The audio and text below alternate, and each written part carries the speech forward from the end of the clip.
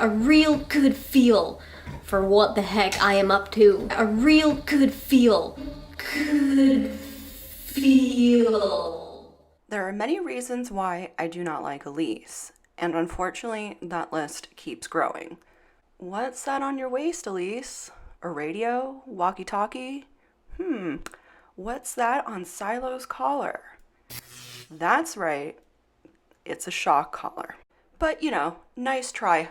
But everyone noticed what she was trying to hide under that bandana. Shock collars were invented in the 1960s, used for hunting and canine training. Yet here we have big, bad, mean Psilo strolling through the park and sniffing flowers. Alyse is notorious for not doing any research. I've never, ever been the person to research and research and research before doing something. She jumps right into things without really knowing what she's actually doing. As much as I don't like her, I'm going to give her the benefit of the doubt. Let me be very clear. I am in no way accusing her of abusing her dog. This is simply another case of her not doing her research and not knowing the consequences. However, I have done some research and none of it looks good. The casual dog owner is highly discouraged from using choke chains, prongs, and shock collars. Instead, it is recommended to use positive reinforcement. Positive reinforcement is reward-based. It is a method that focuses on telling your dog when he is correct, instead of only pointing out what is incorrect. Rewards can be given by either treats, toys, or even nice gentle pet. Methods like shock collars, however, are considered aversive, meaning it is something unpleasant that is used to suppress or diminish an unwanted behavior. Positive reinforcement always has, and always will be, the most compassionate and rewarding for both the dog and their owner. With shock training, some dogs may learn to fear people, objects, or situations they associate with the collar. Psilo? Psilo Nelson? Can I see your eyes? Can you show me your eyes? The typical range on a shock collar is anywhere between 400 to 6,000 volts. I'd now like to show you what 600 volts can potentially do. Okay, listen up.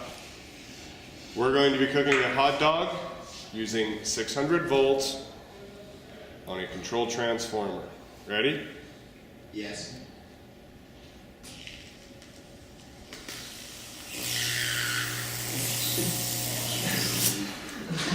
If that wasn't disturbing enough for you, it gets worse, as there is a potential of 1500 to 4500 volts across the electrodes, which delivers a very obviously painful shock to the dog. Repeated shocks to a dog's neck can and will cause electrical burns. I know we all have the tendency to be persuaded by a pretty package and a charming salesman. However, it is impossible to confirm voltages because manufacturers are very secretive about the amount of voltage their systems apply. Because shock collars are so cruel and unnecessary, there are presently many animal rights organizations all over the world which call for the banning due to the suffering, aggression, and possible infections that these collars cause. Countries such as Wales, the United Kingdom, and Australia have banned the use of shock collars. Unfortunately, here in the US, there are no such laws. The only hope for champions of animal rights is that people who resort to using shock collars will eventually realize that they are inflicting intolerable pain onto their pets. And let me know any things you would like to see more of or hear me talk about more of, or... Yes, Alyse, I would love to hear you talk about why you feel the need to put a very young dog who is a year old, give him a shock collar? I know I've made fun of Alyse for her little dog prayer thing that she does with Psilo, but my thinking here is if she's able to train the dog to sit still for a meal, why the collar. Say a prayer. Dear universe, thank you so much for this food in front of me and for meeting new friends yesterday and for my mushroom bandana. Amen. Psilo is a very young puppy, yet he clearly knows how to sit and stay still.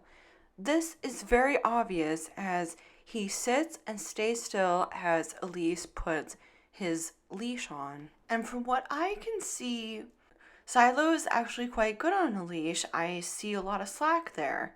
He doesn't seem to be in a hurry. He's very patient. So once again, I really would love to hear an explanation as to why she feels that a 1-year-old or so puppy needs to have a shock collar.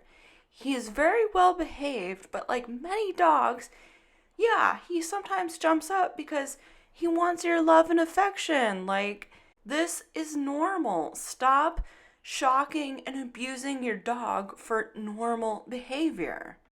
In Alyse's own words, maybe a video like this could be just the one last straw before breaking someone. Well, yes, Alyse, you putting a shock collar on a very young dog is the last one straw for me.